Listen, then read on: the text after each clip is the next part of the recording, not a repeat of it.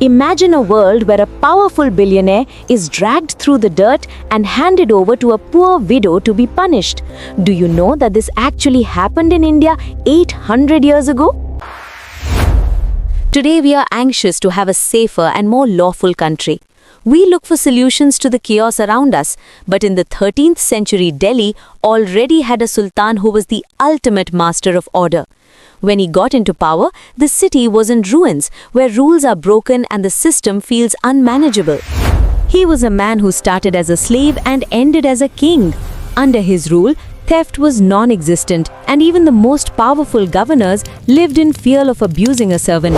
His name was Balban, and he transformed total chaos into a kingdom of iron. Welcome to Firefly Times.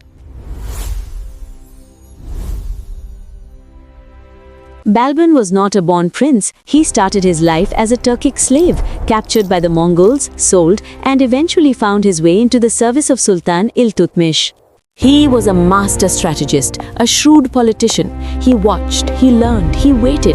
And when the opportunity arose, he went up in grades, first as Prime Minister to Sultan Nasiruddin Mahmud, and then as Sultan himself in 1266. Balban unleashed his vision for Delhi.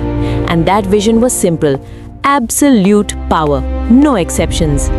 The first thing Balban did was to change how a king acts. He believed that if a king is too friendly, people lose respect for the law. So Balban became a man of steel.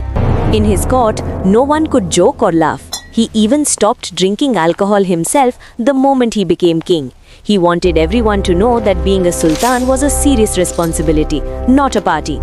But words were not enough. He started a policy called Blood and Iron. He built a massive team of soldiers and a secret network of spies to find any criminals or rebels. Because of this, crime stopped. It is said that during his time, no theft was even reported. But the most interesting part was that he treated everyone the same.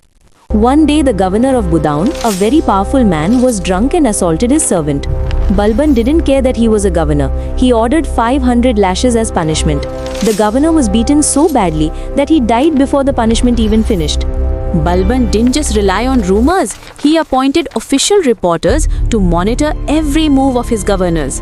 But when the reporter in Budaun tried to cover up the governor's crime out of fear or favor, Balban showed no mercy.